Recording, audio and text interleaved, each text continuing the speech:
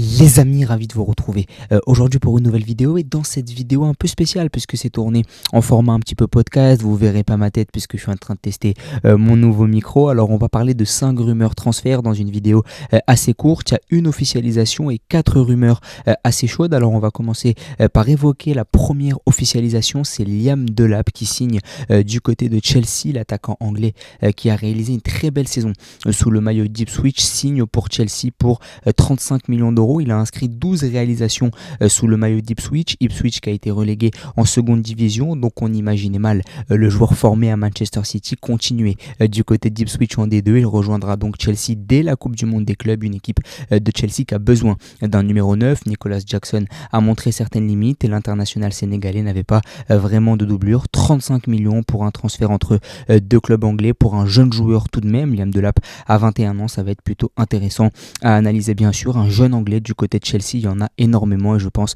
que Liam Delap pourrait se montrer très performant et exploser définitivement sous le maillot des Blues. Ça commencera à la Coupe du Monde des clubs, mais peut-être l'an prochain en Ligue des Champions. Maintenant, on va parler du registre des rumeurs avec l'AC Milan qui va être lié aux deux prochaines rumeurs. La première, c'est Tijani Reinders qui devrait quitter le club lombard pour rejoindre Manchester City. Le milieu néerlandais qui a réalisé une très très belle saison sous les couleurs de l'AC Milan. Il a vraiment explosé cette année, notamment en Ligue des Champions. Il a été vraiment l'éclaircie dans l'orage de la saison milanaise et Tijani Reinders devrait signer du côté de Manchester City. On parle d'une somme avoisinant les 55 millions d'euros pour l'international néerlandais qui, comme je l'ai dit, a fait une très belle saison et qui viendrait renforcer un entrejeu quand même assez vieillissant. Rodri a été blessé, le retour de Gundogan n'a pas franchement été fructueux, le jeune Gonzalez est encore un peu jeune, donc je pense que Guardiola veut surfer sur la très bonne forme de Reinders pour enregistrer une arrivée qui évidemment est très médiatique. On peut également parler de Ryan Cherki, on l'évoquera peut-être dans un autre épisode,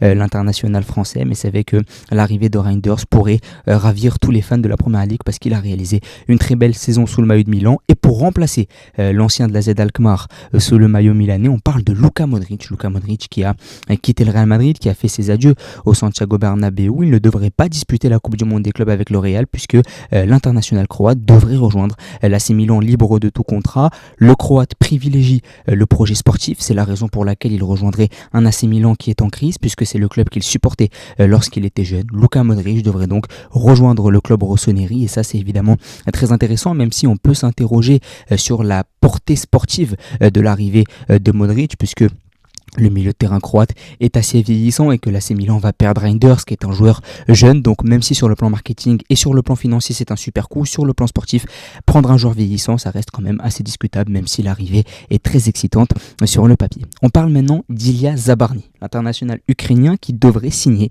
du côté du Paris Saint-Germain. Le joueur de 22 ans a réalisé une très belle saison sous le maillot de Bournemouth et il pourrait rejoindre le Paris Saint-Germain. Le Paris Saint-Germain qui cherche une doublure à Marquinhos, un Marquinhos qui est plutôt vieillissant et qui a peut-être atteint l'apogée avec le PSG en remportant cette Ligue des Champions tant attendue. Zabarny s'inscrit dans ce projet de jeunesse voulu par Luis Campos et par Luis Enrique, donc ça pourrait être intéressant même si Bournemouth, comme ils l'ont fait pour Dean Huijsen, devrait élever le prix tout de même pour son international ukrainien parce qu'il y a pas mal de jeunesse à Bournemouth et Bournemouth va absolument faire pas mal d'argent sur ces jeunes joueurs, même si Zabarny viendrait vraiment renforcer ce Paris Saint-Germain par sa solidité défensive et une charnière Zabarny-Pacho.